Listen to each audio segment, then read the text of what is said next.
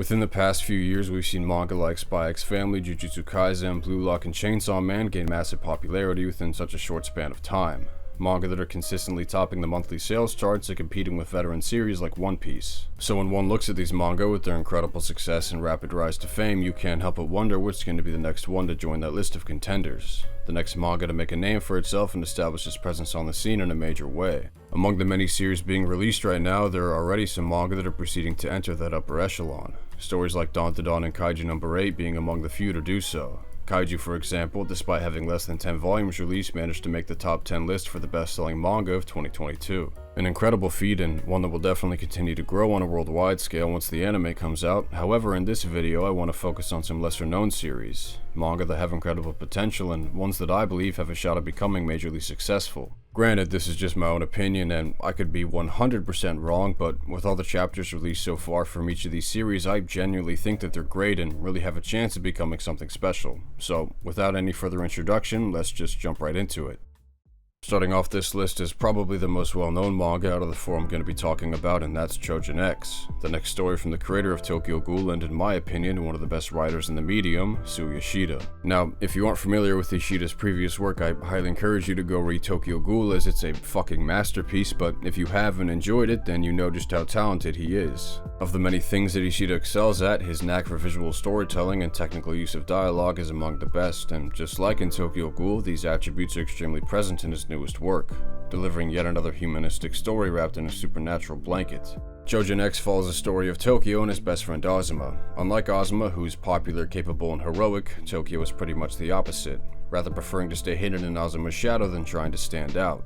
Even his own sister claims that he has zero potential, but it doesn't exactly faze him, as the biggest perpetrator of his own degradation is Tokyo himself. One night as the two friends are walking home from volunteer work, they run into a Choujin, a human with supernatural abilities. However, this particular one has a grudge against Azuma and is fully set on murdering him. Despite Azuma's best efforts, the pair prove no match against the Choujin and are shown just how vast the difference in strength is between a Choujin and a regular person. Thanks to a brief distraction, the two manage to get away for a moment, and within that moment find two prime syringes with the ability to turn them into Choujins. With little hesitation from Azuma and Tokyo not wanting to be left behind by his friend, the two decide to inject themselves so that they might have a fighting chance. Only Azuma passes out, showing no sign of difference while Tokyo abruptly evolves, easily defeating the enemy and thus beginning the tale that is Choujin X. To me, this was an extremely engaging premise, and thankfully it's one that only gets more interesting as each chapter releases. The amount of setups that Yoshida includes can be quite abundant at times, introducing far more elements of mystery and illusions than answers. The fact that the first 24 chapters serve as the prologue is a testament to that, and while at times it may feel confusing, in the grand scheme of things, this aspect only excites me as it goes to show just how invested Yoshida is in the story.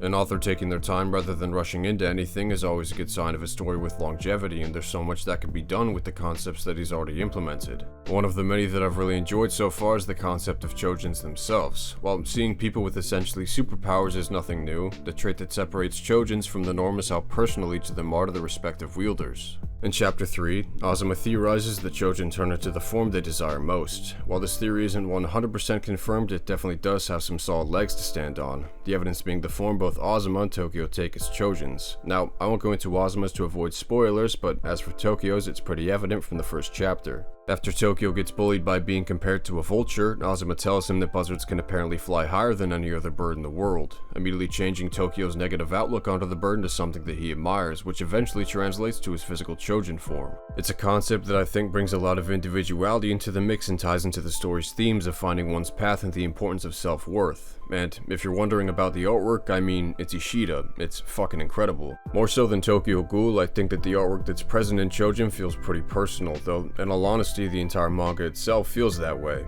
I think a lot of this has to do with the fact that Choujin X is his alone, and when I say that, I mean that he has no assistance and no set release schedule. Everything is up to him and released on his own accord.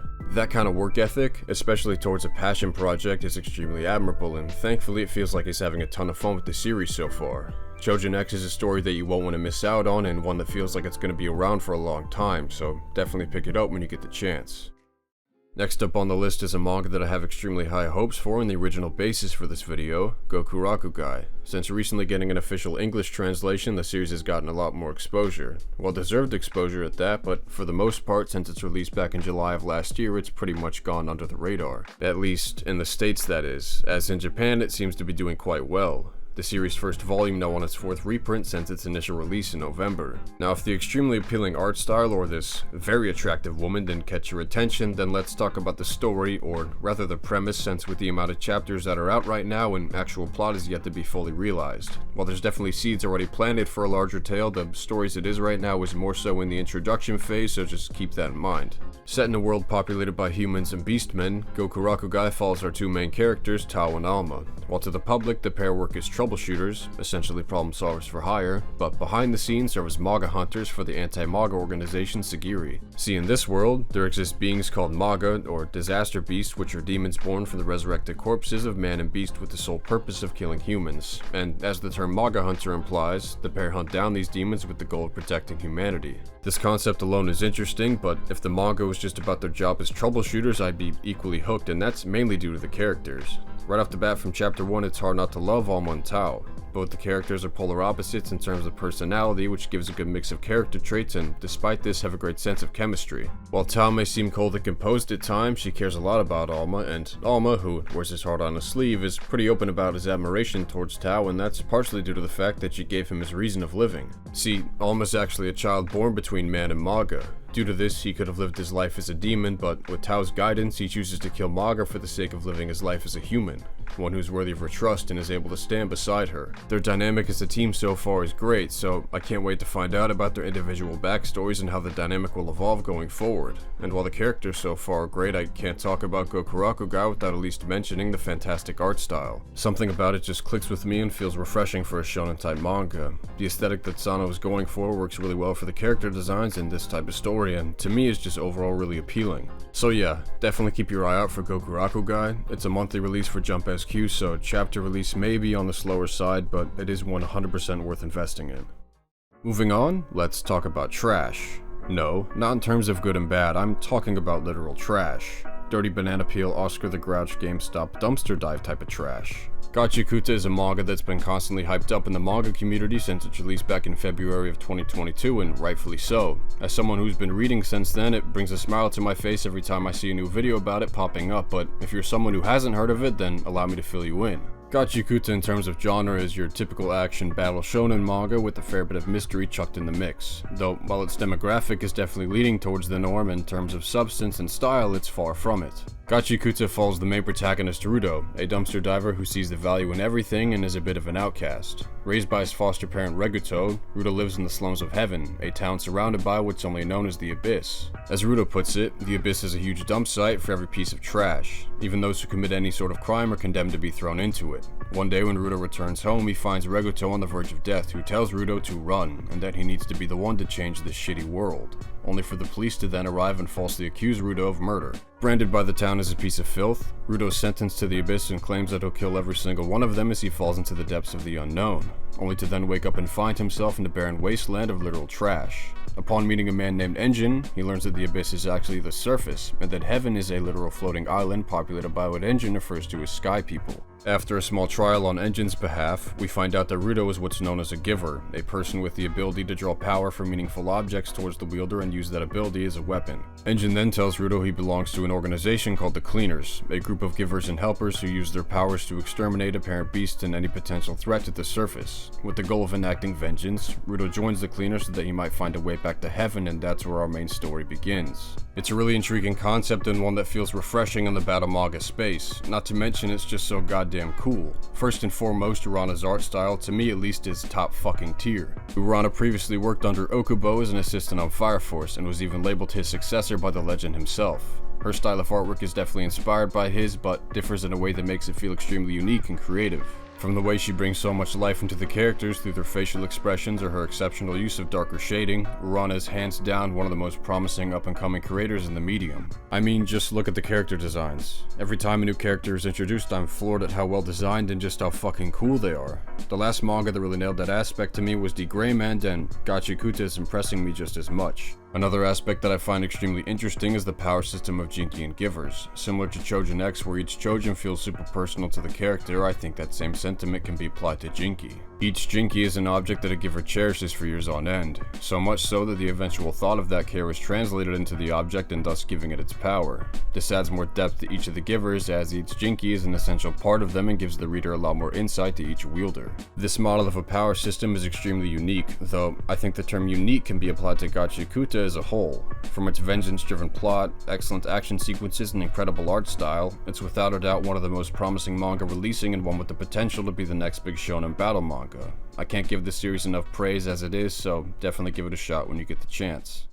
Lastly, for all my fellow mystery fans, I got you covered. From Taizen 5, the creator of the recently popular Takopi's Original Sin, comes their next manga, the Ichinose family's Deadly Sins. Published in Shonen Jump Weekly, the Ichinose family's Deadly Sins is a psychological drama mystery that has kept me on the edge of my seat since the incredibly strong first chapter. Now, due to the nature and genre of the story, I can't fully delve into it without majorly spoiling it, so I'm gonna try my best to give a brief insight into the general plot. A boy named Tsubasa suddenly wakes up in a hospital surrounded by what seems like a family. However, despite their worried expressions and signs of relief, he doesn't recognize them, yet alone recognizes the name Tsubasa. Come to find out that the entire family is suffering amnesia, not remembering who they are or how they got there, only being told their names and that they were in some sort of accident prior that resulted in this loss of memory. The group attempts to regain any of their memories by talking about imaginary experiences, but to no avail, eventually being discharged and returning to their home, only to find their place in utter disarray. After each get their key to their respected rooms, we see Tsubasa open his to find his walls covered in the word die. The rest of the family having shocked expressions at their own rooms, realizing that they might not be the people they thought they were and leaving us with the question, who exactly are they? And that's just the first chapter. As the story has been progressing, there have been few reveals in regard to some of the family's true nature, but there's been far more questions introduced than answers. As a mystery fan myself, the Ichinose family's Deadly Sins has been extremely promising on delivering an intriguing mystery aided by a great psychological element to the story. Taizen 5 is doing an incredible job so far at setting up said mystery and leaving the reader in a constant state of shock and confusion,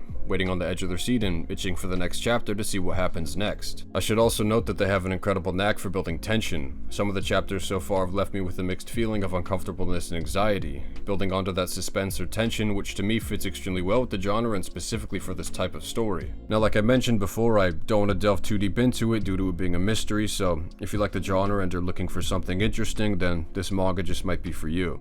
So yeah, that wraps up this video on, in my opinion, some manga that have incredible potential to be some of the next big series. To me, getting immersed into a new story is one of the best feelings, so I hope that some of these manga might be able to invoke that same feeling in you.